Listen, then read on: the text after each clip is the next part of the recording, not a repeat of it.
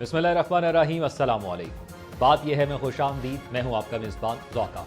नाज़रीन, वतन अजीज़ में शदीद सर्दी और धुंध ने जहाँ हद निगाह को महदूद कर डाला है, वहाँ इंतखाबात और अगली राजनीति पर भी धुंध छाई हुई नजर आ रही है। इंतखाबी मतला इस तरह अबरालूद होता चला जा रहा है कि बरवक्त इंतखाबात पर भी सवाल उठना शुरू हो गए हैं। इंतखाबी गहमा गहमी और माहौल भी खासा ठंडा लग रहा है। धुंध के राज में राजनीति के मामलात कहीं खटाई में पड़ते तो कहीं गिरते नजर आ रहे हैं, तो दूसरी तरफ आवाम की अदम दिलचस्पी और इंतखाबी हलकों में उम्मीदवारों की मकबूलियत का ग्राफ इंतखाबी मतले पर गहरे बादलों का इशारा भी दे रहा है। आज की बात यह है कि खिलाड़ी बल्ले के निशान से महरूम, इलेक्शन कमीशन का फैसला बहाल। पेशावर हाई कोर्ट ने हुक्म इम्तना वापस ले लिया।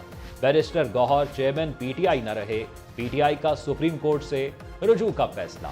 सवाल यह है, बल्ला तो छिन गया, पीटीआई के पास क्या क्या ऑप्शन हैं और क्या खिलाड़ी बल्ले के बगैर इंतखाबी पिच पर रन्स बना सकेंगे। प्रोग्राम के दूसरे हिस्से में हम बात करेंगे कि बानी पीटीआई का सितारा मुसलसल गर्दिश में है। तौहीन इलेक्शन कमीशन केस, बानी पीटीआई पर पर्दे जुर्म आयद, पीटीआई सुप्रीम कोर्ट में इलेक्शन कमीशन के खिलाफ सबूत न पेश कर सकी। लेवल प्लेइंग फील्ड केस की समाअत 8 जनवरी तक मुलतवी और पीटीआई का आईएमएफ प्रोग्राम की हिमायत से दस्तबरदारी का इंतजार। सवाल यह है कि क्या सियासी अदम इस्तेहकाम से आईएमएफ प्रोग्राम खतरे में पड़ सकता है और आईएमएफ प्रोग्राम का डीरेल होना कमजोर मईशत के लिए कितना नुकसानदेह हो सकता है। प्रोग्राम के आखिरी हिस्से में हम बात करेंगे कि इलेक्शन काउंटडाउन शुरू, लेवल प्लेइंग फील्ड पर तहफ्फुज़ात बरकरार, पीपल्स पार्टी का तख्ते लाहौर में अखड़, नून लीग के टिकट से कौन इलेक्शन लड़ेगा, फैसला अब तक ना हो सका।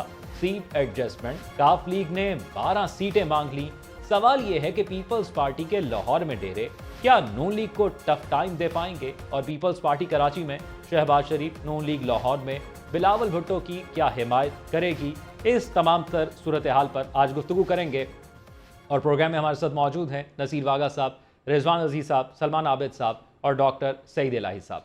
चारों मेहमानों का बहुत शुक्रिया। सबसे पहले आगाज नसीर वागा साहब आपसे करूंगा। ये फरमाइएगा कि क्या पीटीआई के पास कोई ऑप्शन बाकी बचा है, क्योंकि बल्ला तो छिन गया है, अब आपको लगता है कि अंपायर उनको पिच पर आने देगा? पहले बताइए कि मेरी आवाज आ रही है आपको? जी, आपकी आवाज बिल्कुल ठीक आ रही है। अच्छा, अर्ज यह है, देखिए कि एक तो अब PTI supreme court of Pakistan से उम्मीद लगाकर बैठी हुई है कि अब ये केस जो है ये वहां जाएगा। सुप्रीम कोर्ट इसका फैसला करेगी कि क्या पीटीआई को बल्ले का निशान मिलना है या नहीं मिलना।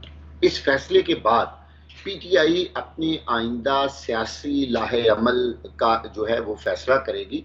और इसके साथ साथ आपको ये भी पता है कि आज इंट्रा पार्टी इलेक्शंस जो हुए हैं वो भी ज़ाहिर है साथ ही खत्म हो गए और गौहर साहब भी अब चेयरमैन पीटीआई नहीं रहे। अब बात यह है कि जो पीटीआई के अंदर ये सारा तोड़ फोड़ हो रहा है, इसके बाद सूरत हाल क्या बनने जा रही है। देखिए, इलेक्शन बहुत करीब है और इन हालात से ये नजर आ रहा है कि अगर यही टूट फूट और यही मसाइल जारी रहे तो फिर इलेक्शन की ना तो तैयारियां होंगी।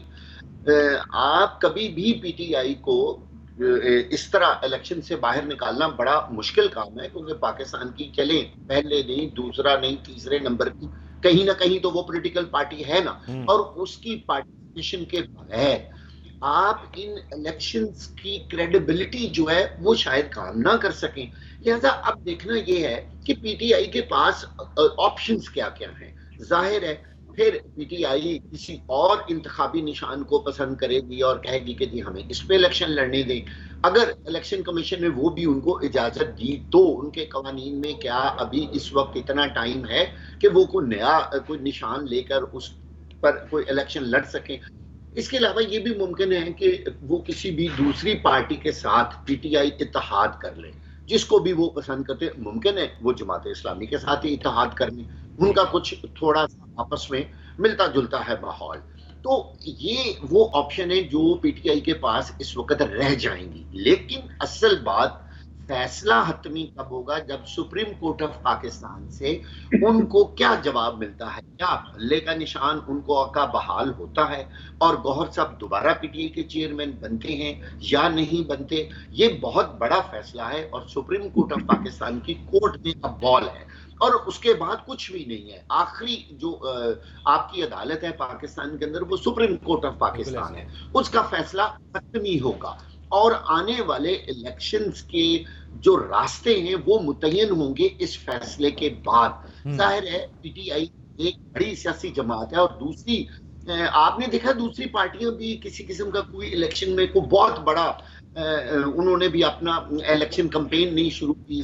नून लीग के लीग एक वाहिद जमात है जो कुछ जलसे कर रही है, जैसे अभी 2 जलसे हो चुके हैं, मियां नवाज शरीफ शहबाज शरीफ साहब कर चुके हैं और बिलावल भुट्टो साहब तैयारी कर रहे हैं एक और जलसा करने की।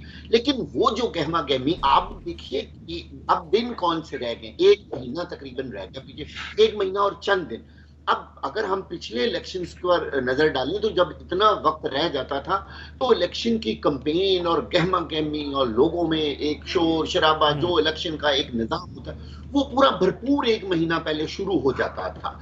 अब इस वक्त ये हालात बिल्कुल नहीं है और वो जो लोग हमसे बार बार सवाल करते थे ना कि क्या इलेक्शन होने भी हैं या नहीं होने, कम से कम सुप्रीम कोर्ट ने उस बात को तो अब खत्म कर दिया है। इस बात पे तो मेरा ख्याल है अब हमें यानी इलेक्शन जो होने हैं ये फाइनल हो गया है, लेकिन अब क्या पीटीआई उसका हिस्सा होगी ये फाइनल होना बाकी है। रिजवान रज़ी साहब, आप कैसे देखते हैं आज के इस फैसले को? पीटीआई से बल्ले का निशान वापस ले लिया गया है और पीटीआई एक सियासी हैसियत तो रखती है, लेकिन अगर वो अपने निशान के साथ इलेक्शन में नहीं उतरती तो उसका फ़र्क क्या पड़ेगा? ज़ौक साहब बहुत शुक्रिया। हम आपसे खुश ज़ौकी का तकाजा भी करते हैं और तवक्को भी रखते हैं। अभी आपने अपने इंट्रो के अंदर जो है वो राजनीति का लफ्ज इस्तेमाल किया तो हमारे दिल के ऊपर छुरियां चल गई। इसका जो बड़ा मुस्तामल हम वजन और हम मानी लफ्ज मौजूद है उर्दू के अंदर, और रेख्ता का दामन इतना अभी तंग दस्ती का शिकार नहीं हुआ। नहीं रिजवान साहब, हम चाह रहे थे कि जो बात हम करें आपके दिल तक पहुंचे।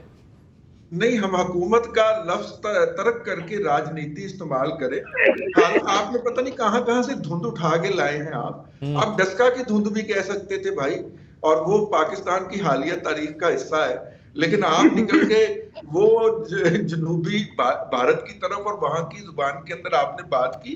आपका ये जमहूरी हक है, लेकिन यार थोड़ा सा हमारे जज्बात का भी ख्याल कर लें। दूसरी बात जो है वो ये है कि मैं एक बात अर्ज करके फिर मैं असल मुद्दे की तरफ आता हूँ, असल मौजू की तरफ। वो ये है कि गुज़िश्ता इंतखाबात से पहले जो है वो PMLN से भी शेर का इंतखाब छीन लिया गया था। सेनेट के इंतखाबात की बात कर रहा हूँ, लेकिन उन्होंने अपना पॉलिटिकल वजूद बरकरार रखा था। ना सिर्फ के बरकरार रखा था बल्कि उनके जो आज़ाद अरकान मुंतखब हुए उन्होंने सेनेट का हलफ उठाने के बाद PMLN के अंदर शमूलियत अख्तियार कर ली थी। तो अगर तो पॉलिटिकल पार्टी है और उसे इंतखाबी सिंबल से महरूम किया जाता है तो उसके पास ऑप्शन तो रहता है, लेकिन वो फिर रिजर्व सीटों से महरूम रह जाएगी, वो वाला ऑप्शन आ जाता है उसके पास। लेकिन अगर वो अपना वजूद तो बरकरार रखेगी और असर्ट भी करेगी उसके ऊपर, अगर वो कोई पॉलिटिकल एंटिटी हुई तो हमारी तमाम पार्टियों के ऊपर ये वक्त आया है और आप और ये भी नहीं कह सकते आपकी तारीख में पहली मर्तबा हो रहा है। लेकिन रिजवान रज़ी साहब, आपको लगता है कि जो PMLN से निशान लिया गया, फिर पीपल्स पार्टी कहती है हमसे भी निशान लिया गया, PTI भी उसी दौड़ में शामिल है, क्या ये सही हुआ तीनों दफा? उसके लिए फिर हमें पूरे सियासी निजाम के ऊपर बात करनी पड़ेगी ना, कि किसी के साथ भी दुरुस्त नहीं हुआ। हमारी सियासी पार्टी को जब भी इक़्तिदार मिलता है, किसी को भी, वो समझती है कि वो अकले कुल है और वो निजाम को ठीक करने की बजाय और ये जो रिफॉर्म्स जिनकी बात, इस्लाहात की बात हमारे दोस्त सलमान आबद साहब करते रहते हैं, वो करने की बजाय वो खुद को ही अकले कुल और हरफे आखिर समझना शुरू कर देती है। हालांकि इक़्तिदार तो बहुत मुख्तसर होता है। लेकिन देखिए, मैं आज ना आपसे एक ट्यूशन पढ़ना चाह रहा हूँ। ज़ौक भाई, मुझे जरा बताइएगा कि जो है PTI ने बकौल उसकी सोशल मीडिया टीम के 4900 कागजात नामजदगी दाखिल किए, जिसमें से बकौल उनकी सोशल मीडिया टीम के 95% मुस्तरद हो गए। तो 4900 का 95 अगर मुस्तरद हो जाए तो कितने होते हैं?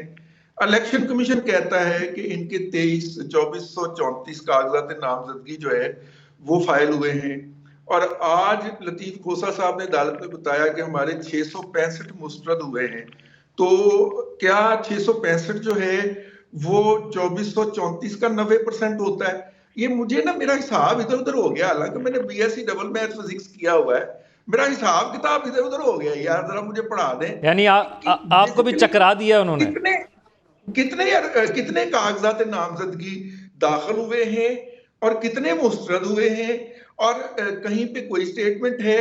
अब आप देखिए ना, अब तो ये भी आज साबित हो गया ना कि आप पहले इलेक्शन सोशल मीडिया के ऊपर एक ट्वीट करें गलत, फिर उस ट्वीट को लेके सुप्रीम कोर्ट चले जाएं और कहें कि जनाब ये देखें, मैं सोशल मीडिया की इंफॉर्मेशन की बुनियाद के ऊपर आपकी खिदमत में हाजिर हुआ हूं।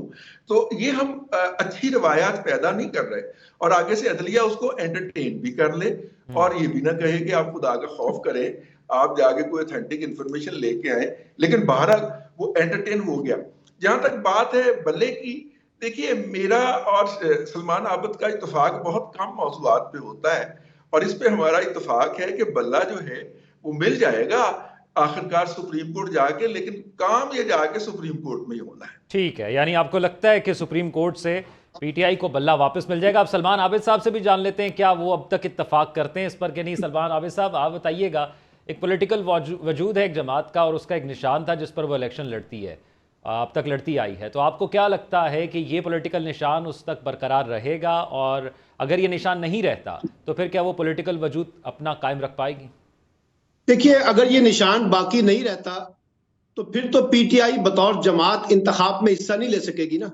फिर तो आपने अमली तौर पर उनकी जमात पर पाबंदी लगा दी है, अब वो सिर्फ आजाद हैसियत से फिर इंतखाबात में हिस्सा ले सकेंगे। तो फिर उन इंतखाबात की सेहत और उनकी क्रेडिबिलिटी पे सवालात तो उठेंगे कि जब आप एक बड़ी जमात को इंतखाबी अमल से बाहर निकाल दें तो इसका मतलब है कि आपने किसी के लिए मैदान खुला छोड़ना था और किसी के लिए मैदान को बाहर निकालना था, किसी को वो आपने निकाल दिया। लेकिन क्योंकि जैसे रिजवान रजी साहब ने भी कहा कि अल्टीमेटली अभी ये फैसला, अभी तो 9 तारीख को डिविजनल बेंच में जाएगा पेशावर में, अभी फैसला मुकम्मल नहीं हुआ, सिर्फ स्टे उन्होंने वापस लिया है, और उसके बाद फिर ये सुप्रीम कोर्ट में जाएगा तो अल्टीमेट फैसला तो वहां से होगा। लेकिन वक्त बड़ा कम रह गया ना सलमान आबिद साहब। 2 बातें करना चाहता हूँ। रिजवान रजी साहब बड़े कमाल के आदमी है, हमारे भाई है। ये जो मुस्लिम लीग नून का मसला था वो सेनेट के इंतखाबात का था, उसमें आम आदमी वोट नहीं डालता। ये आम इंतखाबात का मसला है जहां वोटर जो है वो वोट डालता है किसी इंतखाबी निशान के ऊपर। तो सेनेट के इंतखाबात को और आम इंतखाबात को मिक्स ना करें, ये 2 मुख्तलिफ चीजें हैं। एक बात तो ये है। दूसरी बात यह है कि जो पीटीआई के उम्मीदवारों की बात की जा रही है बार बार, कितने लोगों के कागजात कबूल हो गए हैं, ये दूसरे तीसरे चौथे दर्जे के लोग हैं जिन लोगों के कागजात मंजूर हुए होंगे। लेकिन जो टॉप लीडरशिप है, जो मरकजी लीडरशिप थी, जो सूबाई लीडरशिप थी, मुझे उनमें से चंद लोगों के नाम गिनाए मासवाए चंद नामों के, बाकी तो सारे ज्यादातर मुस्तरद हुए ना। पंजाब से ज्यादातर लोगों के मुस्तरद हुए हैं जो टॉप लीडर थे, जो साबका एमएनए थे या साबका एमपीए थे। इसी तरीके से केपीके के अंदर भी यही कुछ हुआ है, सारी की सारी टॉप लीडर उड़ गई है। अब वो 1400 में से इतने हुए थे, वो तो देखिए हर कैंडिडेट का एक कवरिंग कैंडिडेट होता है, बल्कि यहां तो 3-3 4-4 कवरिंग कैंडिडेट हैं। लेकिन एक जमात को आपने उसकी जो टॉप लीडरशिप है नेशनल लेवल की और प्रोविंशियल लेवल की, उसको उड़ाया है।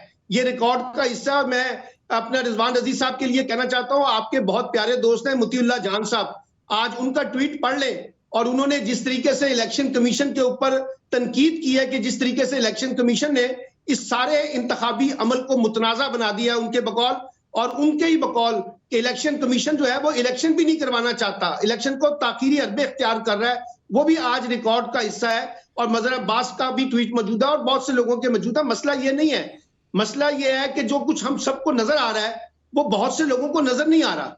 लोग समझते हैं कि बड़े शफाफ इलेक्शन हो रहे हैं, सबके लिए लेवल प्लेइंग फील्ड बराबर है, किसी के साथ कोई ज्यादती नहीं हो रही और सबको बराबरी की बुनियाद पे मौका मिल रहा है, जबकि हकाइक इसके बिल्कुल बरक्स हैं। इसलिए मैं ये कहता हूं, आप जितना मर्जी जोर लगा लें कि वो 2400 थे, 1400 थे, 1200 थे, लेकिन आप मुझे टॉप लीडरशिप बता दें फेडरल मरकजी और सूबाई, वो आपको नजर नहीं आएगी बतौर कैंडिडेट और उनके कागजात मुस्तरद हुए हैं। अब वो इलेक्शन ट्रिब्यूनल में गए हैं, वहां से उनको देखते हैं कितना उनको रिलीफ मिलता है या नहीं मिलता है। ठीक है, जो सबसे बड़ी अब बात है, इस रिलीफ पे ही ये सारा कुछ है। पीटीआई की जो आइंदा आने वाली इंतखाबी सियासत है, डॉक्टर सईद इलाही साहब को शामिल कर लेते हैं, उनसे भी जान लेते हैं कि वो क्या राय रखते हैं। डॉक्टर साहब, ये फरमाइएगा, आपको क्या लगता है बल्ले के निशान के हवाले से? क्योंकि जब दीगर सियासी जमातों से कहा जाता है, पीपल्स पार्टी से कहा जाता है, तो वो कहते हैं कि 1985 में ये निशान था ही नहीं, इंतखाबी निशान में 88 के इलेक्शन में भी नहीं था। फिर मुस्लिम लीग नून भी कहती है कि हमारे साथ भी गलत हुआ, लेकिन आज वही जमातें पीटीआई के हवाले से नहीं बोलती कि ये गलत हो रहा है या सही हो रहा है। और फिर बल्ले का निशान अगर नहीं रहता तो क्या पीटीआई अपना सियासी वजूद बरकरार रख पाएगी? डॉक्टर साहब जी, अपनी टिकट फंसी हुई है। जी डॉक्टर साहब।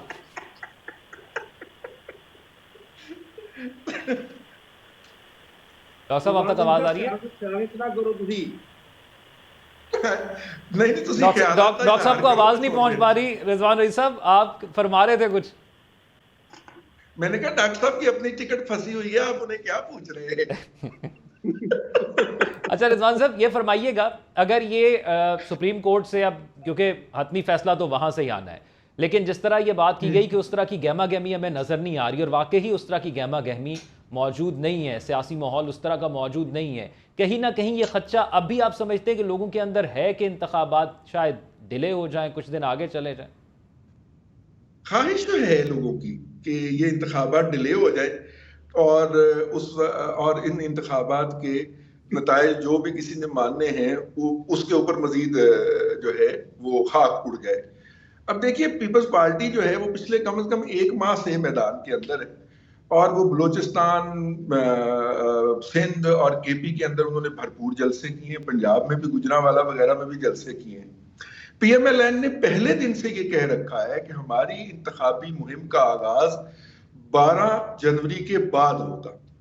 अब आप इसके ऊपर तनकीद कर सकते हैं कि जनाब 20-25 दिन की इंतखाबी मुहिम आप चलाएंगे सिर्फ, इसके अंदर उस पर तनकीद भी हो सकती है, उनसे इख्तलाफ भी हो सकता है, लेकिन एक पार्टी जो है वो अपने जो है सियासी तरजीहात खुद तय करती है, पहली बात। ठीक है। 15 को उन्होंने अपना जो मंशूर है वो जारी करना है, और उन्होंने बताया है कि जनाब वो जो मंशूर की लॉन्चिंग सेरेमनी होगी वो उसको उतनी ही हाइप देंगे जितना उन्होंने जो है वो 21 अक्टूबर को हाइप दी थी, और वो उनकी इंतखाबी मुहिम का नुक्ता आगाज होगा।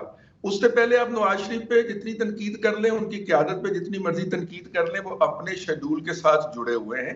आप इससे इख्तलाफ कर सकते हैं कि वो पार्टी बड़ी थी और उसको भी पीपल्स पार्टी की तरह मैदान में होना चाहिए था, वो अपने रिसोर्सेज को देख के या अपने शेड्यूल को देख के चल रहे हैं, ये उनकी अपनी सियासी तरजीह है, हम तो बैठ के यहाँ पे तजिया कर सकते हैं। ठीक है। अच्छा नसीर वागा साहब, ये फरमाइएगा, आपको लग रहा है कि ये जो सियासी गहमा गहमी हमें नजर नहीं आ रही, इसकी एक बड़ी वजह यह भी हो सकती है कि कोई बड़ा सियासी हरीफ मौजूद नहीं है? अगर पीएमएलएन की बात की जाए तो पंजाब में उनके मुकाबले में उन जैसा कोई हरीफ नजर नहीं आता हमें। पीपल्स पार्टी को सिंध में उस तरह कोई टफ टाइम देने वाला नजर नहीं आ रहा। बिल्कुल आपने सही बात की है, सारी दुनिया देख रही है। देखिए, जब तक कोई मजबूत हरीफ सामने नहीं ना आता तो फिर इलेक्शन कैंपेन करने का, मुकाबला करने का और लोगों से राब्ते करने का, जलसे करने का, शोर शराबे जो पाकिस्तान के जलसे के होते हैं वो हमेशा उस वक्त होते हैं जब बराबर की टक्कर हो।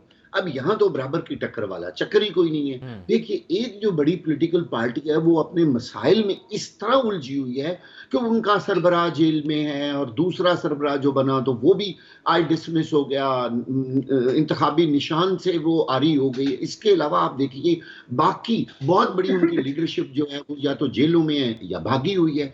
अच्छा, अब पाकिस्तान के अंदर इस वक्त भी लोग ज्यादातर 3-4 पॉलिटिकल पार्टीज हैं बड़ी।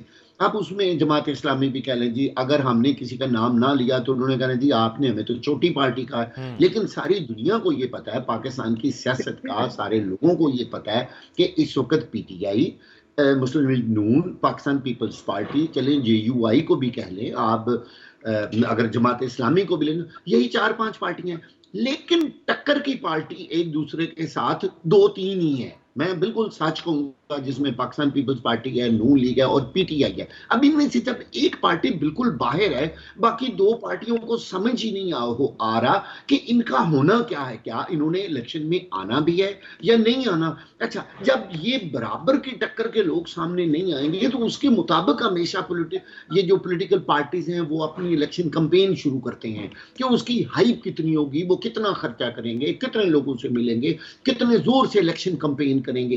भाई अभी तक तो इतनी मायूसी का आलम है और इस कदर अनसर्टेनिटी है, गैर यकीनी की सूरत हाल है कि वो जो लोग हमसे बार बार, मैंने पहले भी कहा, पूछते कि जी पता नहीं इलेक्शन होना भी है या नहीं होना। जब तक इस सिस्टम से हम बाहर नहीं निकलेंगे और लोगों को अब अच्छा देखिए, ये जो अब हालात पैदा हुए हैं, मैं खास तौर पर आज बल्ले का निशान वापस, वो गौहर साहब भी फारिग हो गए और एक दफा पीटीआई फिर ब्लैकआउट उसका हो गया। अब जो थोड़ा सा काम चल रहा था, जो कैंपेन हो रही थी, जो इलेक्शन का माहौल बन रहा था, मैं आपको यकीन से कह रहा हूं आज वो इलेक्शन का माहौल भी बहुत नीचे उसका ग्राफ चला यानी गया आपको लगता है वो जो भी कि हमारे मुतासिर हुआ है इस तमाम सूरत हाल से। डॉक्टर सईद अल आइद साहब से पूछ लेते हैं सवाल से। डॉक्टर साहब ये फरमाइएगा कि बदनाम होंगे तो क्या नाम ना होगा, ये पीटीआई की सूरत हाल चल रही है, वो इलेक्शन कैंपेन तो नहीं कर पा रहे लेकिन जिक्र उनका हर तरफ हो रहा है, और आपको क्या लगता है कि बल्ले का निशान ना उनके पास रहना ये उनकी सियासी हैसियत खो देगा? देखें, अभी सब दोस्तों ने बात की है कि सब पार्टीज के निशान बारी बारी बदले गए। यानी मुस्लिम लीग नून जो है वो ट्रैक्टर से शुरू होकर शेर तक पहुंची, पीपल्स पार्टी तलवार से तीर तक पहुंची। तो इस तरह सब पार्टीज बदलती रही हैं, लेकिन कभी ये नहीं हुआ कि किसी पार्टी को जब वो ज़ेरे अताब आई हो तो उसके 220 पार्लियामेंटेरियन छोड़ के चले जाएं, उसका स्ट्रक्चर और ढांचा बिल्कुल तबाह हो जाए। और उसके अलावा उनका इलेक्शन का जो प्रोसेस है उसकी तैयारी होती है कि उसमें आपने पोलिंग के दिन, पोलिंग से पहले और पोलिंग के बाद पोलिंग एजेंट्स बनाने होते हैं। उसके बाद बहुत से ऐसे चीजें होती हैं जो आपने तैयारी करनी होती है। तो पीटीआई ने जो इलेक्शन अब तक लड़े थे उसमें उनकी तंजीम साजी और जो इलेक्शन के दिन की तैयारी है वो हमेशा बहुत ही कमजोर रही है, और लोगों ने वोट डाले और 18 में जो हुआ वो सब आपने देख लिया। लेकिन बहरहाल अभी मेरा ख्याल में पीटीआई के साथ जो वाकयात हुए हैं वो बाकी पार्टी के साथ नहीं हुए कि सब लोग चले जाएं, स्ट्रक्चर खत्म हो जाए, पोलिंग एजेंट ना हो, निशान बदल जाए। और फिर अब एक मरहला ये आ गया है कि वहां पे जैसे अभी लीडर्स की बात हो रही थी कि पीटीआई के जो लीडर्स हैं उनको डिस्क्वालीफाई किया गया। वो बड़ी वाज़ेह बात है कि वो तमाम लीडर्स जो थे वो 9 मई के मुख्तलिफ वाकयात में मुलविस थे, और यकीनन जब इतने बड़े वाकयात में मुलविस होंगे तो वो लड़ने के काबिल नहीं होंगे। आज से 60-70 साल पहले भी एब्डो में यही हुआ था कि सबको फारिग कर दिया गया था, लेकिन वो तो खैर सभी फारिग हो गए थे। लेकिन मेरा ये ख्याल है कि जो मरकजी लीडरशिप है उसमें से जो लोग 9 मई के वाकयात में मुलविस नहीं थे या जिनके खिलाफ कार्रवाई नहीं हुई उनको तो कोई मुश्किल पेश नहीं आएगी, लेकिन जो मुलविस थे उनको यकीनन मुश्किलात पेश आएंगी। और ये जो अभी बात जैसे मैंने पहले कहा है कि उनके अपने 225 लोग या 222 लोग चंद ही दिनों में, चंद ही हफ्तों में आईपीपी में शामिल हो गए और वो सारे अब वहां बैठे हुए हैं। तो मेरा ख्याल है कि पीटीआई के साथ जो कुछ हुआ है वो उसके अपने कारनामों के नतीजे में हुआ है, और उसमें जो बाकी किरदार लोग अदा कर रहे हैं वो तो कर रहे हैं, लेकिन उनका अपना स्ट्रक्चर और ढांचा पार्टी का, यानी पीटीआई ने जो अपने सियासी फैसले किए ये उसी के नताइज वो भुगत रहे हैं। प्रोग्राम के अगले हिस्से की तरफ बढ़ेंगे। डॉक्टर साहब से पूछिएगा इनकी टिकट का क्या बना है। डॉक्टर साहब, रिजवान साहब जानना चाह रहे हैं कि आपकी टिकट का क्या बना है। जी अभी सबके फैसले होने हैं, सारे अभी इंतजार कर रहे हैं, जब होगा तो लड़ेंगे, नहीं होगा तो आराम से फिर आप चलें प्रोग्राम में आगे बढ़ते हैं। प्रोग्राम के अगले हिस्से में बात करेंगे क्योंकि IMF का प्रोग्राम है जो कि हमारी मईशत के लिए बड़ा अहम है और पीटीआई ने उससे दस्तबरदारी का फैसला किया है। अब ये खबरें हैं, इस तमाम सूरत हाल पर बात एक ब्रेक के बाद। Stay with us.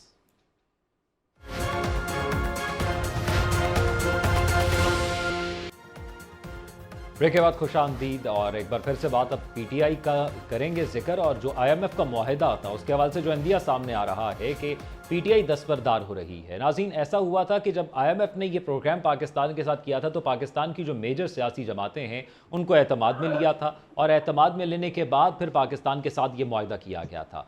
इस मुश्किल सूरत हाल में जब पाकिस्तान मौशी तौर पर मुस्तहकम होने की कोशिश कर रहा है, अगर पीटीआई इस मुआहदे से दस्तबरदार हो जाती है तो फिर क्या नताइज मुरतब होंगे, इस पर बात करेंगे इस हिस्से में। नसीर वागा साहब, ये फरमाइएगा, क्या पीटीआई एक ऐसा ही फैसला करने जा रही है? जब उनकी हुकूमत खत्म हुई थी तो उन्होंने पेट्रोल सस्ता कर दिया था, और जिसको बाद में मुखालफिन ने कहा था कि ये IMF मुआहदा तोड़ने की वजह बना था और इससे हमें मुश्किलात हुई थी। तो अब एक बार फिर जब हम एक नए सेटअप के अंदर जा रहे हैं और इस किस्म का इंदिया सामने आना, ये मुआशी सूरत हाल को मुश्किल नहीं बना रहा? देखें, वैसे तो मैं आपको बताऊं कि मौजूदा हुकूमत या पिछली हुकूमत, मैं बात कर रहा हूं जो PDM की हुकूमत थी, उसमें कोई ये बंदा मानने को तैयार ही नहीं था कि IMF ने PTI के साथ किसी किस्म की कोई बात की है या उन्होंने कोई यकीन दहानी करवाई है। उस वक्त जो बातें हो रही थी तो नायल आ रहा था, तरदीद आ रही थी कि जी। किसी ने PTI से पूछा ही नहीं। मैं यहाँ ये बात जरूर कहूँगा कि पाकिस्तान के मुस्तकबिल के लिए अगर IMF का प्रोग्राम जरूरी है तो किसी भी पॉलिटिकल पार्टी को इसकी मुखालफत नहीं करनी चाहिए, ताकि पाकिस्तान का जो मुआशी निज़ाम है, जो मुआशी ढांचा है, कम से कम वो तो मजबूत रहे या वो चलता रहे। अगर कल को कोई भी पार्टी आती है, वो PTI आती है, नून लीग आती है, पाकिस्तान पीपल्स पार्टी आती है, तो भाई अगर पाकिस्तान मुआशी तौर पर मजबूत होगा ही तो ये निज़ाम चलना है ना। लेकिन आज पहले तो हम कहते थे ना, मोहब्बत में और जंग में सब कुछ जायज है, लेकिन अब पता चला है कि मोहब्बत, जंग और सियासत में भी सब कुछ जायज है। यानी हुकूमत लेने के लिए कोई भी सियासतदान, कोई भी पॉलिटिकल पार्टी, इसका मतलब है किसी भी हद तक जा सकती है। यानी उसको अगर पाकिस्तान के मुआशी हालात का भी ख्याल नहीं है, लेकिन ये मुखालफत पॉलिटिकल पार्टीज की आपस में होनी चाहिए, पाकिस्तान से नहीं होनी चाहिए। किसी भी पॉलिटिकल पार्टी को ये बिल्कुल हक नहीं पहुंचता कि अगर उनके वेट करने से, उनके मोहर लगाने से, उनके यकीन दहानी से पाकिस्तान मुआशी तौर पर मजबूत होता है। वो कोई भी पार्टी हो, चाहे वो PP हो, चाहे वो नून लीग हो, चाहे वो PTI यानी हो, मुल्की मफादात के लिए आपको लगता है कि किसी को भी ऐसा नहीं करना चाहिए? रिजवान अजीज साहब, आपके सोर्सेज क्या कहते हैं? पाकिस्तान को नंबर 1 पे रखना चाहिए। बिल्कुल बिल्कुल, ऐसा ही होना भी ऐसे ही चाहिए नसीब आगा साहब, कि सबकी प्रायोरिटी जो है वो एक हमारा मुल्क पाकिस्तान होना चाहिए, तमाम पॉलिटिकल पार्टीज के लिए, तमाम स्टेक होल्डर्स के लिए। ये गवर्नमेंट्स, ज़ौक साहब, ये गवर्नमेंट्स आती जाती रहनी है, ये कोई कभी कोई पॉलिटिकल पार्टी है, लेकिन ये मुल्क है, अल्लाह इसको हमेशा क़यामत तक कायम रखे। अगर ये मुल्क है ही तो ये सारा कुछ चलेगा ना, ये हुकूमतें तभी आएंगी ना, पॉलिटिकल पार्टीज तभी हुकूमत बनाएंगी ना। अल्लाह ना करे अगर इस मुल्क के साथ कुछ हो गया और हम मुआशी तौर पर जीरो हो गए, तो फिर किस पे कौन हुकूमत करेगा? ये चीजें तो आती जाती रहेंगी, बल्ला भी मिल जाएगा, PTI भी वापस आ जाएगी, दोबारा गवर्नमेंट्स भी बन जाएंगी। लेकिन अगर हमने ये गंद किया, मैं ये लफ्ज इस्तेमाल कर रहा हूं कि हमने दुनिया भर में ये जाहिर किया कि ये एक जमात ने IMF के प्रोग्राम को वेट नहीं किया, उसको सपोर्ट नहीं किया, जिसकी वजह से पाकिस्तान मुआशी हालात में घिर गया, तो ये मेरे लिए तो कम से कम बहुत दुख की बात है। रिजवान अली साहब, ये फरमाइएगा, आपके सोर्सेज क्या कहते हैं? PTI क्या इस किस्म का कोई फैसला करने जा रही है, और क्या आपको लगता है दुरुस्त है या गलत है? देखिए, ये PTI की दुर्फितनी है जो उन्होंने छोड़ी है, और वो ऐसे ही है कि जैसे पब्लिक प्लेस में जब वहां पे कोई 1000-2000 बंदा हो और एक शख्स उसमें से खड़ा होकर बुलंद आवाज के अंदर एक गाली बक दे, तो सबकी तवज्जो उसकी तरफ हो जाती है। तो वो तवज्जो तो हासिल कर लेता है, लेकिन वो जिस तरह की तवज्जो हासिल करता है, ये उसी तरह की तवज्जो उन्होंने हासिल करने की कोशिश की है। पहले मैं आपकी खिदमत में अर्ज कर दूं कि माजी में क्या हुआ था। माजी में एक कॉल लीक हुई थी शौकत तरीन साहब की और सलीम जफर झगड़ा साहब, जो कि फाइनेंस का पोर्टफोलियो होल्ड करते थे KP गवर्नमेंट के अंदर, और उन्हें शौकत तरीन साहब ने ये कहा था कि आप IMF के लोकल डायरेक्टर को खत लिखें कि हम जो है वो सरप्लस जनरेट नहीं करेंगे बजट के अंदर, जिसकी बुनियाद के ऊपर टारगेट्स मिस हो जाएंगे, और आप जो है वो इस बात को मद्देनजर रख लीजिए लोन अप्रूव करते वक्त। इसके बावजूद भी एक छोटा पैकेज हमें मिल गया था, और उस पैकेज की उम्र जो है वो मार्च 2024 में खत्म हो जानी है, जिसके तहत हमें 11 तारीख को $70 करोड़ की अगली किस्त मिलने लगी है। इस पैकेज की उम्र जो है वो मार्च 2024 के अंदर खत्म हो जानी है। तो अगर PTI ये हरकत कर भी ले तो IMF के साथ हमारी किसी डील का जो है उसके असर नहीं पड़ा किसी डील के ऊपर, नंबर 1। नंबर 2, ये बात मैं बार बार कहता हूं और हमें मद्देनजर रखनी चाहिए, वो ये है कि जो भी नई गवर्नमेंट आएगी, इस वक्त जो सैलाब ज़दगान की हमायत इमदाद के लिए हमें $16.5 अरब की कमिटमेंट मिली हुई है, उसमें से कोई हमारा दोस्त मुल्क एक भी डॉलर देने को तैयार नहीं है। वो कहते हैं जी मुंतखब हुकूमत आएगी 5 साल के लिए, उससे बात करेंगे। यही हमें IMF कह रहा है। 5.5 से 6 अरब डॉलर का लोन वर्ल्ड बैंक ने हमारा अप्रूव करके रखा हुआ है, और वो भी यही कहता है जी तब जारी करेंगे जब मुंतखब हुकूमत आएगी। तो ये जो सारे इस वक्त हमारे जो चीफ ऑफ आर्मी स्टाफ जनाब सैयद आसिम मुनीर साहब जो मुतमईन हैं और हर जगह पे क्रेडिट लेते फिर रहे हैं, वो इसी बात का क्रेडिट है ना कि जनाब कमिटमेंट है हमारे दोस्तों की तरफ से। लेकिन शर्त यही है कि इलेक्शन हो, इलेक्शन पाकिस्तान की पॉलिटिकल फोर्सेस माने और 5 साल के लिए एक हुकूमत आए जो लॉन्ग टर्म पॉलिसियां दे। लेकिन एक बात आपने मद्देनजर रखनी है कि मार्च के अंदर ही हम बैठ जाएंगे IMF के साथ अगले 3 साल के पैकेज के लिए, और 3 साल का पैकेज हम उनसे करके उठेंगे जिसमें से बेशतर शराइत जो है वो हम पहले ही इस स्मॉल पैकेज के अंदर मान चुके हुए हैं या तय कर चुके हुए हैं, और फिर 3 साल के लिए मजीद हम IMF के प्रोग्राम में चले जाएंगे। ये है वे आउट जो कि हमें डिफॉल्ट से बचाने वाले दोस्तों के सामने हमने रखा था और उन्होंने हमें हेल्प आउट किया था। अब इसमें PTI अगर उल्टी भी हो जाए, लटक जाए, दुम के साथ भी लटक जाए, तो उसके किसी लेटर का या किसी सपोर्ट का असर ही नहीं पड़ना, क्योंकि छोटा पैकेज जो है जो हमें PDM की गवर्नमेंट को जाते हुए मिला था उसकी मुद्दत मार्च में खत्म हो रही है और मार्च में हम नए पैकेज के लिए जा रहे हैं। तो नए पैकेज के अंदर अच्छा पॉलिटिकल पार्टीज को इन्वॉल्व करने की बात क्यों हुई? पॉलिटिकल पार्टीज को इन्वॉल्व करने के लिए इसलिए बात हुई कि आपकी पार्लियामेंट अधूरी थी, उसमें PTI मौजूद नहीं थी। तो IMF ने कहा कि तमाम सियासी पार्टियों को इसके ऊपर एग्री होना चाहिए, तो लिहाजा PTI से अलग से कंसल्ट किया गया। एक बात, दूसरी बात यह है कि जो अगली पार्लियामेंट आने जा रही ये जो है, प्लान हमने उनके सामने रिजवान रजी साहब रखा था, हमें इस पर अमल दरामद करना पड़ेगा, तभी हम कामयाब हो सकेंगे मौशी तौर पर, आप ये समझते हैं?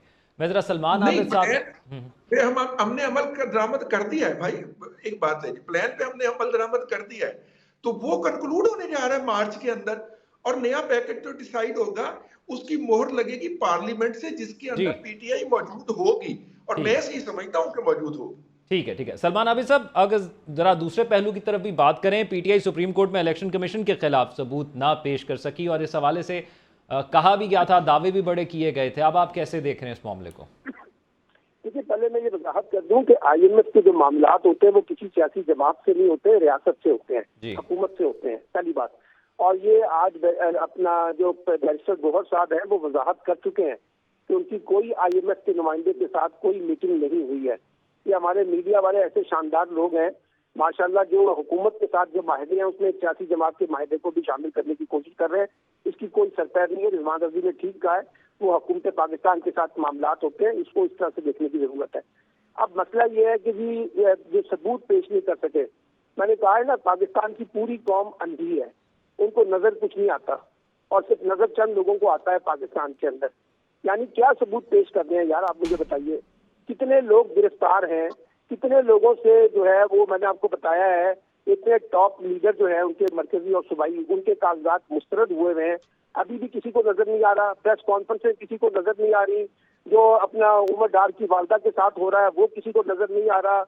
और ये कोई मंजर आपको किसी को नजर ही नहीं आ रहा यार। आप कहते हैं कि वो सबूत नहीं पेश कर सके, कैसे सबूत होते हैं यार? सबूत तो यही होते हैं जो आपकी फुटेज दिखा रहे हैं। और मैंने कहा है, जो अपना इलेक्शन कमीशन जो कुछ किरदार अदा कर रहा है, क्या वो किसी को नजर नहीं आ रहा कि इलेक्शन नहीं? सलमान आबिद साहब, सोशल मीडिया पर पोस्ट करना और फिर अदालत के अंदर भी उसको साबित करना नहीं होता। मेरी बात सुने, पोस्ट करना नहीं होता। मैं आपको रिकॉर्ड के बारे में बात बता रहा हूँ ना, कितने लोगों के कागजात मुस्तरद हुए, जरा गिन तो लेना। और कोई नाम तो उन पे कोई एतराजात भी तो लगे हैं ना सलमान आबिद साहब? भाई वो सोशल मीडिया के ऊपर नहीं है, मैं आपको बता रहा हूँ। आप मुझे 25 नाम बता दें जो टॉप लीडर के उनके कागजात मंजूर हुए, तो 25 नाम गिन के दिखा दें आप, अगर आपको पता है नाम 25 कौन से हैं। देखिए ना, कहना तो ये है कि सोशल मीडिया पे सलमान साहब जिन 25 के नाम पता थे वो पार्टी छोड़ के चले गए। सुन तो ये जो आरोज के दफ्तर के बाहर पूरी पुलिस खड़ी हुई है, वो क्या कर रही है वहां पर? वो किसके लिए खड़ी हुई है? यानी हम कह रहे हैं हमें नजर नहीं आ रहा यार। आपको प्रेस कॉन्फ्रेंस से नजर नहीं आई? आपको लोगों की जबरदस्ती जो वफादारियां तब्दील हुई है वो नजर नहीं आई है? अभी भी आप कहते हैं कि कुछ नजर नहीं आ रहा। माशाल्लाह हमारी अदालतें बहुत शानदार हैं सर, वो हर तरह की चीजें देख सकती हैं, और जो चीज नहीं देखना चाहती वो नहीं देखती है। अब मसला मसला ये है कि इस इलेक्शन के बारे में अगर किसी को कोई ये खुशफहमी में मुब्तला है कि सब कुछ ठीक हो रहा है तो बस ठीक है, करवाएं इलेक्शन में, मसला क्या है? सब कुछ हो जाए। पाकिस्तान में बड़ा शफाफ इलेक्शन हो रहा है, मसला क्या है पाकिस्तान में? ठीक है डॉक्टर सईद इलाही साहब, आप फरमाइएगा, सियासी और जमहूरी हक है शायद सबका ही कि वो पार्टी अगर तब्दील भी करना चाहे, आपको लगता है कि जोर ज़बरदस्ती हो रही है और फिर लेवल प्लेइंग फील्ड की जो बात की जा रही है उसमें पीटीआई फिर उसको प्रूव भी नहीं कर पा रही, तो ये किस तरफ मामला आप देखते हैं? जो पार्टी लोग बदल गए हैं, मुझे लग रहा है उनको इतना अफसोस नहीं हुआ जितना सलमान साहब को हुआ उनके जाने का। वो तो इतना, मेरा ख्याल जितना अफसोस सलमान साहब ने किया है, ये जज्बात उन तक पहुंचाने चाहिए कि भाई उन्हें बहुत अफसोस हुआ है। लेकिन जो लोग जा रहे हैं, ये कोई पहली बार तो नहीं हुआ यार। ये 225 बंदे जो हैं, इनको 20 साल में तो मैं देख रहा हूँ कि 2002, 2008, 2013 और 2018 मेरे सामने ये 4 इलेक्शन जो हुए हैं, इनमें यही लोग हर बार अपनी पार्टी बदलते हैं। तो कोई अनहोनी बात। डॉक्टर साहब की आवाज़ नहीं आ रही। रिजवान रज़ा साहब, आप कुछ कहना चाह रहे हैं?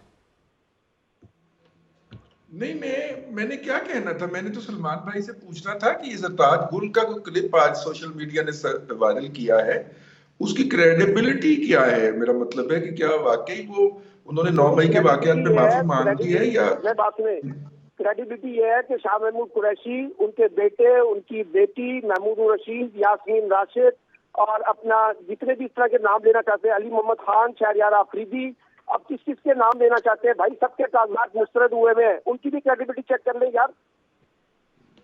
रिजवान साहब, ये एतराज़ात, रिजवान साहब सवाल ये है कि एतराज़ात तो वो लोग कर रहे हैं और देखें इतनी बड़ी तादाद के अंदर वो लोग जो पहले पार्लियामेंट का हिस्सा थे, आज उनके कागजात ही मंजूर नहीं हुए।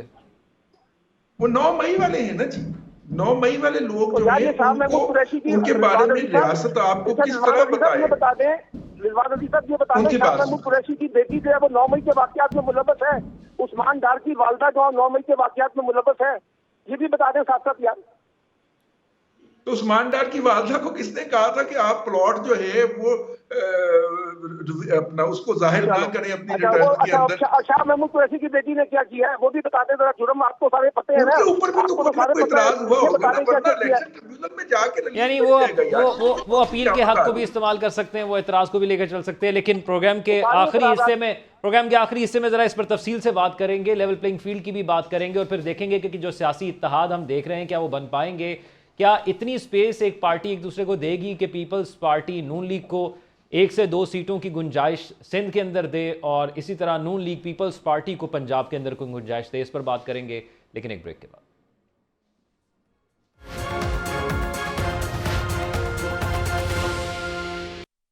सोल सिटी लाहौर जदीद तर्ज तामीर का एक शाहकार और अजीम शान प्रोजेक्ट। हमारा मकसद लोगों को आलूदगी से पाक साफ सुथरा माहौल मुहैया करना है। इसमें 3, 5 और 10 मरला और 1 कनाल के रिहायशी प्लॉट्स, जबकि 5 और 10 मरला के कमर्शियल प्लॉट्स भी मौजूद हैं। Soul city Lahore ring road हलो की इंटरचेंज से 1.5 किलोमीटर और एयरपोर्ट और मोटरवे से 20 मिनट के फासले पर वाक़े। पाकिस्तान में पहली दफा कल्दी सैक वॉक रिहायशी इलाके में एक मुनफरिद पार्क मुतारिफ करवाया जा रहा है और दी ओवल वॉक कमर्शियल बिल्डिंग्स के दरमियान अपनी तर्ज का मुनफरिद पार्क होगा। ये एक ऐसी गेटेड सोसाइटी है जहां school, sports complex, community centre, कुशादा सड़कें, क्लॉक टावर, 24 घंटे सिक्योरिटी, ज़ेर ज़मीन बिजली, कम्युनिटी मस्जिद और तुर्क तर्ज की जामे मस्जिद की सहूलियात मौजूद हैं। बिजनेस कम्युनिटी के लिए बाकायदा सोल बिजनेस बे बनाया जा रहा है जो कि हमारे विजन सस्टेनेबल इन्वेस्टमेंट को तकवीत देता है। जदीद, मुनफरिद, मुस्तहकम जिंदगी का आगाज। बुकिंग और पेमेंट प्लान के लिए हमारी वेबसाइट soulcity.com.pk विजिट करें और call 111-768-505। Soul city, soulful living.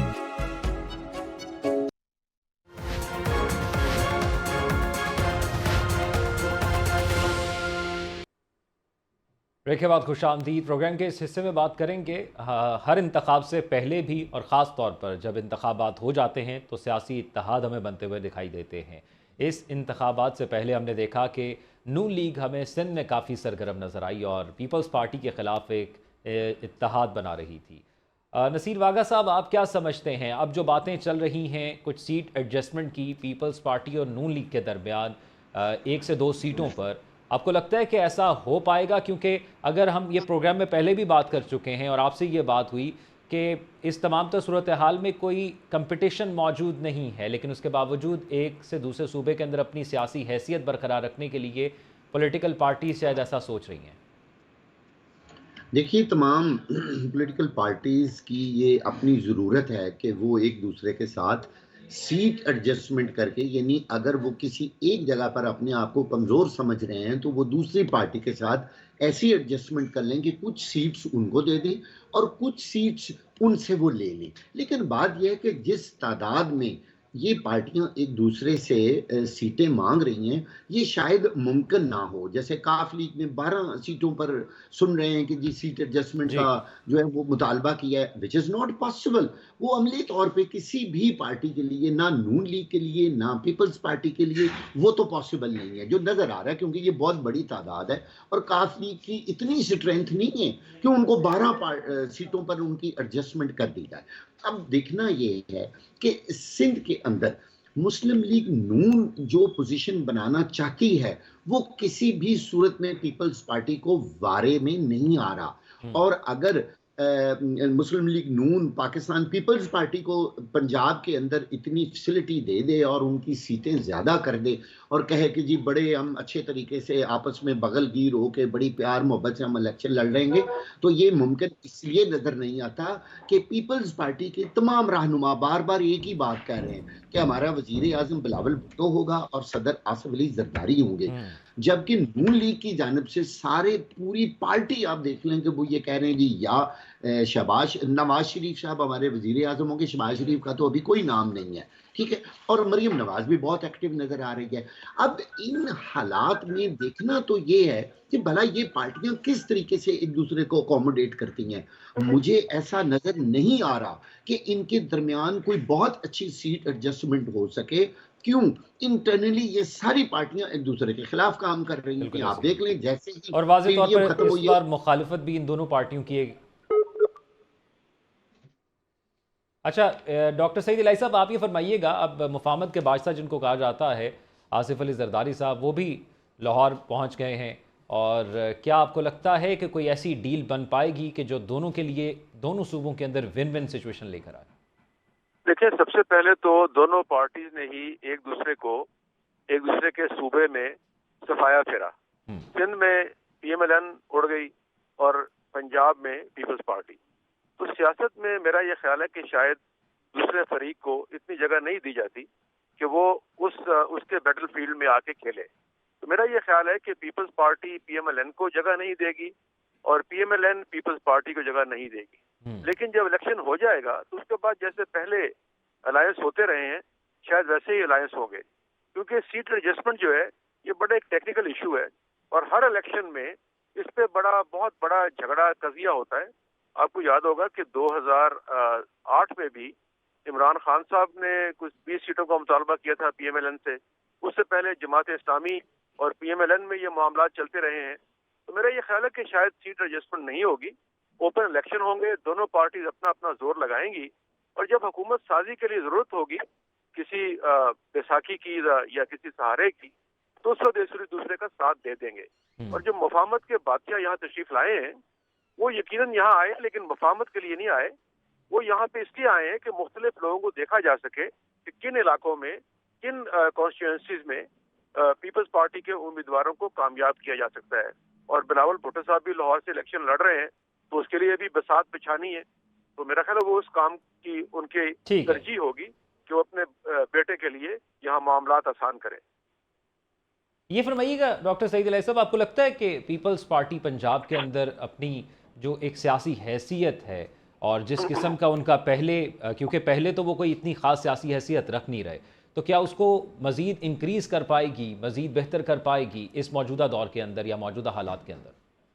मेरा ख्याल में वो सिर्फ इसी सूरत में मुमकिन है कि अगर पीटीआई के वोट पीपल्स पार्टी को पड़ जाएं, जो कि मेरी इत्तला के मुताबिक उनका ये फैसला है कि वो किसी सूरत में पीपल्स पार्टी या पीएमएलएन को वोट नहीं देंगे। तो मेरा ये ख्याल है कि अगर पीटीआई के वोट ना पड़े तो फिर पीपल्स पार्टी की हैसियत में कोई इजाफा नहीं होगा, बल्कि वो जितनी सीटें हैं उसी पे गुजारा करेंगे, उससे बढ़ नहीं पाएंगे। ठीक है। और सलमान आबिद साहब, ये फरमाइएगा, आपको क्या लग रहा है, पीपल्स पार्टी क्या पंजाब में कुछ सरप्राइज दे पाएगी और क्या इत्तेहाद हो सकता है पीटीआई के साथ? नहीं, मेरा नहीं ख्याल कि कोई बड़ा इत्तेहाद हो सकेगा, कोई बहुत बड़ी सीट एडजस्टमेंट हो सकेगी। पंजाब में हमें दो तरह की एडजस्टमेंट नजर आ रही है। एक मुस्लिम लीग नून की इस्तेकाम पाकिस्तान पार्टी से एडजस्टमेंट होगी और दूसरी एडजस्टमेंट जो है मुस्लिम लीग काफ के कुछ लोगों से होगी। और इसी तरह से बलूचिस्तान में मुस्लिम लीग नून को बाप पार्टी से जो निकले हुए लोग हैं और बाप पार्टी के साथ मिलकर कोई एडजस्टमेंट करनी पड़ेगी। और चौथी कोशिश ये हो रही है कि जेयूआई के साथ उनकी केटीके के अंदर कुछ एडजस्टमेंट हो सके। ये तो पीएमएलएन का कॉन्टेक्स्ट है। पीपल्स पार्टी जो है वो कोशिश जरूर करेगी कि कोई सीट एडजस्टमेंट पंजाब में उनको हिस्सा मिल सके पीटीआई की मदद के साथ या पीपल्स पार्टी पीएमएलएन की मदद से, लेकिन मुझे उसमें कोई बहुत बड़ी कामयाबी नजर नहीं आ रही। सलमान आबिद साहब, क्योंकि ना जरदारी साहब ये कहते हैं कि हमने शहबाज शरीफ को जो मखलूत हुकूमत थी उसमें वजीर आजम बनवाया, तो क्या ये उनका बयानिया जो पंजाब के अंदर आज़ाद उम्मीदवार इंतखाबात जीतेंगे उनको कायल करने में कामयाब हो सकेंगे? नहीं, मेरा नहीं ख्याल। मैंने आपको कहा था आसिफ अली जरदारी साहब इतने बड़े बादशाह हैं कि उनकी पार्टी जो है वो सिर्फ सिंध के दही इलाकों तक महदूद होकर रह गई है। इसलिए अब उनको बादशाह कहते रहे, आपको शौक है वो कहते रहे। पीपल्स पार्टी जहाँ खड़ी है वो सबको पता है कि वो कहाँ खड़ी है। पंजाब में कहाँ खड़ी है, केपीके में कहाँ खड़ी है, बलूचिस्तान में कहाँ खड़ी है, कराची में कहाँ खड़ी है। चीजें सिंध में सिर्फ उसकी मकबूलियत है और उसकी पॉपुलैरिटी है या उसका वोट बैंक है, बाकी जगह पे तो उस तरह से नहीं है। लेकिन वो ये है कि अपने कार्ड्स आखिर में शो करते हैं, अहम मौके पर अहम कार्ड खेलते हैं। वो माशाल्लाह वो कार्ड जो है वो ड्राइंग रूम की सियासत में शो करते हैं, ग्राउंड की सियासत में वो कुछ नहीं करते। अगर वो करते होते तो वो जो पीपल्स पार्टी बेनजीर की चीज है, चारों सूबों की जंजीर बेनजीर, वो अब इंटीरियर सिंध तक महदूद ना होती। इसलिए जरदारी साहब जो है वो अपने कार्ड जरूर खेलें जितना वो कार्ड खेलना चाहते हैं। मेरा नहीं ख्याल कि पीएमएलएन जो है कोई ऐसी एडजस्टमेंट उनके साथ पंजाब में करेगी और पीटीआई भी बिल्कुल नहीं करेगी। मुझे उसका कोई इम्कान नजर नहीं आता। अच्छा, लेकिन सलमान आबिद साहब, एक अम्ब्रेला अगर पीटीआई के साथ यही सूरत हाल रहती है तो उनको एक अम्ब्रेला तो चाहिए होगी। आपको नहीं लगता कि अगर वो दीगर सियासी पार्टियों की तरफ देखेंगी तो पीपल्स पार्टी शायद उनके लिए मौजू ऑप्शन होगी उनके उम्मीदवारों के लिए? उनका जो वोटर है ना, देखिए एक बात याद रखिए, उनका जो वोटर है वो एंटी पीपल्स पार्टी और एंटी पीएमएलएन है। अगर वो पीएमएलएन या पीपल्स पार्टी में से किसी से एडजस्टमेंट करते हैं तो वोटर तो साथ नहीं देगा ना। मैं आपको ये बताऊं, वोटर तो इसी बुनियाद के ऊपर इमरान खान को पसंद करता है कि दो जमातों के खिलाफ उनका रद्द-ए-अमल मौजूद है। तो मेरा नहीं ख्याल कि पीटीआई ने वजाहत भी कर दी है, हम क्यों बार बार उसको खरीदने की कोशिश कर रहे हैं। उन्होंने कहा है कि कोई ऐसी एडजस्टमेंट हमारी किसी जमात के साथ नहीं होगी। और अभी तो मैंने आपको कहा है कि उनकी जमात को इलेक्शन लड़ने की स्पेस ही नहीं मिल रही है, तो एडजस्टमेंट वो क्या करेंगे यार। जो जीतेंगे, जो भी जिस तरह से जीतेंगे फिर देखेंगे उसके बाद क्या बनेगा। ये डॉक्टर सईद इलाही साहब ने बात की है कि इलेक्शन के जीतने के बाद जो है वो जो सिनेरियो बनते हैं ना इत्तेहादी हुकूमतों के हवाले से, उसमें आजाद उम्मीदवार होंगे, कुछ पीटीआई के लोग अगर इलेक्ट हो भी जाते हैं तो वो भी शायद उसका हिस्सा बन जाए, वो कुछ ऐसी चीजें बन सकती है। लेकिन मुझे इस दफा कोई इंतखाबी इत्तेहाद तो बन नहीं रहे। ठीक है, यानी अभी तक आपको लग रहा है कि जो ये खबरें भी आ रही हैं, जो मेल मुलाकातें भी हो रही हैं, इनके कोई खातर खा नताइज इंतखाबात से पहले किसी भी पार्टी को नजर नहीं आएंगे। रिजवान वज़ीर साहब, आप फरमाइएगा, आपको लगता है कि पीपल्स पार्टी पंजाब के अंदर कोई सरप्राइज दे पाएगी? देखिए, ये जिस पर्टिकुलर वाक़े के हवाले से आपने ये सेगमेंट रखा है, वो खुर्शीद शाह साहब जो हैं वो गुज़िश्ता दिनों लाहौर तशरीफ लाए थे और उनकी शायद मुलाकात भी, और अयाज सादक साहब से एक होटल के अंदर एक टेबल पे बैठ के खाना खाते और गुफ्तगू करते हुए हमारे दोस्त आसम नसीर ने उनको पकड़ लिया था। साथ में नवीद चौधरी साहब भी थे। पीपल्स पार्टी ने पहले इस ख्वाहिश का इजहार किया था एक माह, तकरीबन 1.5-2 माह पहले, कि राजा परवेज अशरफ, कमरुज़्ज़मा कायरा, नदीम अफजल चंद, यूसुफ रजा गिलानी, ये 2, 4, 5 जो सीटें हैं इसमें पीएमएलएन जो है वो उनके मुकाबले में अपने कैंडिडेट खड़े ना करें और इन्हें जीत ले दे। लेकिन जैसे जैसे, और मैं ये आपको इतला की बुनियाद पे कह रहा हूँ, जैसे जैसे पीएमएलएन जो है वो अपने सर्वेज कंडक्ट करवा रही है हर 15 दिन के बाद, तो उन्होंने देखा कि वो ये वाली सीट्स जो हैं जो उनसे मांगी जा रही हैं इस पे स्वीप करने जा रहे हैं, ये बड़ी स्ट्रांग पोजीशन में है, तो उन्होंने इस मोहब्बत से वापस हाथ खींच लिया। शायद किसी वक्त ये एहसास मौजूद हो। इसी तरह ही अब जो आखिरी है वो ये है कि ये जो है बिलावल भुट्टो जरदारी के मुकाबले में पीएमएलएन लाहौर में अपना कैंडिडेट विड्रॉ कर ले तो कराची में जनाब शहबाज शरीफ के खिलाफ जो है वो कैंडिडेट विड्रॉ किया जा सकता है।